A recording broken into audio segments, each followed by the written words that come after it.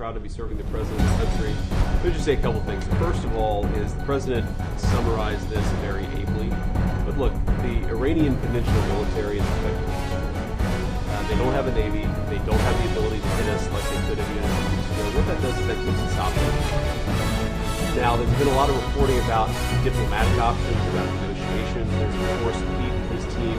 There are further military options. But what we have now that we didn't have when the president took over just a little over a year ago is the ability to use every tool at our disposal to ensure that Iran doesn't get a nuclear weapon. Because when I say options, I think it's important the American people know options for what? It's options to ensure that Iran never has a nuclear weapon. Talk about people who walk into a crowded supermarket and have a vest on. And they blow up the vest and a couple of people get killed, and that's a terrible tragedy. What happens when what's on the vest is not something that can kill a couple of people, but can kill many, many tens of thousands of people?